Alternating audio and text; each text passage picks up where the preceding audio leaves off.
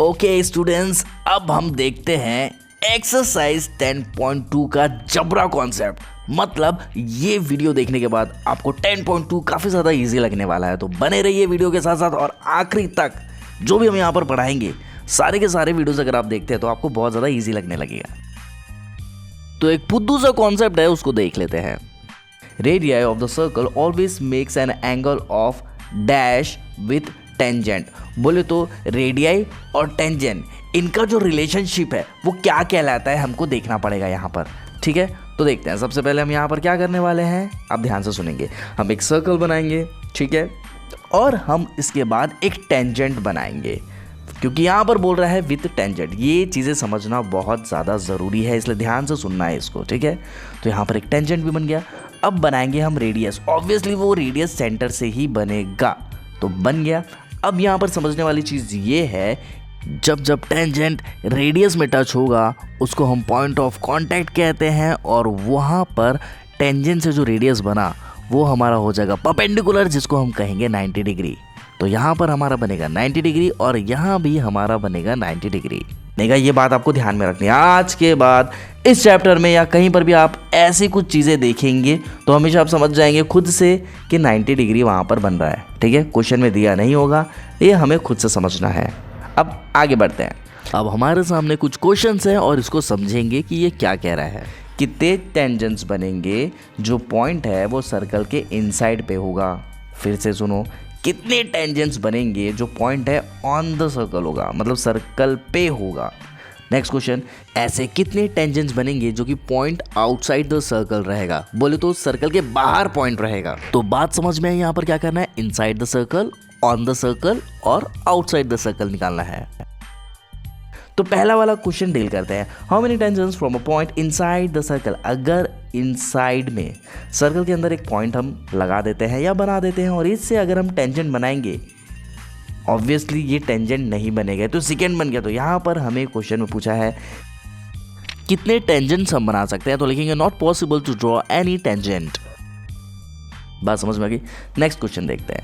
अब यहाँ पर देखिए हमने क्या किया, सर्कल के ठीक ऊपर एक पॉइंट बनाया। क्यों? क्योंकि क्वेश्चन ऐसा कह रहा है, how many tangents from a point on the circle. मतलब सर्कल में एक पॉइंट रहा तो कितना टेंजेंट बनेगा, और वो सिर्फ और सिर्फ एक टेंजेंट बनेगा। इसलिए हम यहाँ पर आंसर लिख कर दिखाएंगे, only one tangent can be drawn. ये बात समझ में आ गई। तो दो क्वेश्चंस यहाँ पर हम समझ लिए हैं। Third question, how many tangents from a point outside the circle. बोले तो सर्कल के बाहर एक पॉइंट बनाएंगे जिससे हम दो टेंजेंट्स बना सकते हैं। ठीक है, और दो टेंजेंट्स जब हम बनाएंगे, तो क्वेश्चन तो यही था ना, हाउ मेनी टेंजेंट्स, यहाँ पर दिख रहा है आपको। तो इसका आंसर हम लिखेंगे only to tangents can be drawn. सिर्फ दो ही टेंजेंट्स यहाँ पर बनेंगे, उससे ज़्यादा नहीं बनेगा। यहाँ पे चीज़ें समझ में आ गई। एक बार रिकॉल करते हैं। ऑन द सर्कल बोलेगा तो टेंजेंट सिर्फ एक बनेगा, आउटसाइड बोलेगा तो टेंजेंट्स दो बनेंगे, और जब सर्कल के अंदर अंदर अंदर बनेगा पॉइंट तो बिल्कुल भी टेंजेंट नहीं बनने वाला है। ठीक है, अब आगे बढ़ते हैं। देखिए ये सबसे ज़्यादा इंपॉर्टेंट है जो अब हम आपको बताने जा रहे हैं। हमारे पास एक सर्कल है, ये एक सर्कल है, बाहर में हमारे पास एक पॉइंट रहेगा। तो इस पॉइंट से हमेशा टेंजेंट्स हम ऐसे ही बनाएंगे और वो टेंजेंट्स होंगे दो। ये बात समझ में आ गई। तो देखिए क्या बोलने की कोशिश कर रहे हैं, एक सर्कल है, बाहर एक पॉइंट रहेगा। तो ऐसे केस में क्या होगा, देखते हैं। दो टेंजेंट्स बनेंगे, मतलब मान लीजिए यहाँ पॉइंट था तो हमारे पास क्या बना, दो टेंजेंट्स बना। लेकिन अभी अभी हमने सीखा है कि टेंजेंट से जब हम रेडियस ड्रॉ करते हैं, जो कि ये हमने किया, तो यहाँ हमेशा कितना बनेगा, 90 डिग्री बनेगा। अभी हमने इसको देखा है। ठीक है, यहाँ पर भी 90 डिग्री बनेगा। ये बात समझ में आ गई। अब हम क्या करेंगे, सर्कल के सेंटर से इस पॉइंट को हम जोड़ देंगे, जो कि हमने जोड़ दिया। यहाँ तक चीज़ें क्लियर है, कोई डाउट नहीं। क्या सोचना है, समझना है, फिर से सुनिए। सर्कल है, उसके बाहर एक पॉइंट रहेगा, दो टेंजेंट्स बनेंगे। सेंटर को जोड़ना है टेंजेंट से तो बनेगा आपका 90 डिग्री, और सेंटर से आपको एक लाइन जोड़ देनी है। ये काम आपको पूरे 10.2 में करते रहना है। ये बात समझ में आ गई। अब मान लेते हैं कि यहाँ पर हमारा जो एक एंगल है उसको मान लेते हैं M, और एक यहाँ पर जो एंगल है उसको मान लेते हैं N। यहाँ के एंगल को हम P मानते हैं और यहाँ के एंगल को हम Q मान लेते हैं। तो यहाँ पर होने क्या वाला है, ध्यान से देखेंगे। इस पॉइंट को हम मान लेंगे P, इस पॉइंट को हम मानेंगे ए और इस पॉइंट को हम मानेंगे बी। सारे क्वेश्चन में ऐसे ही मानना है आपको, और ये मान लीजिए सेंटर हो जाएगा ओ। अब क्या होगा ध्यान से देखिए, हर क्वेश्चन में P A equals to P B होगा।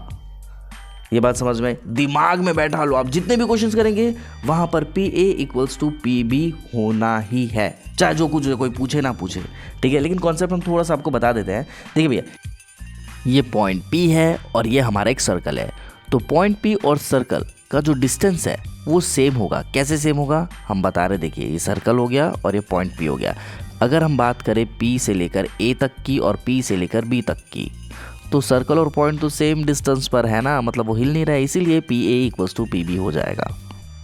हमेशा ये बाहर वाला जो पॉइंट होता है पी ए पी बी हमेशा इक्वल होंगे, ठीक है। और angle M equals to angle N होगा और angle P equals to angle Q होगा हमेशा।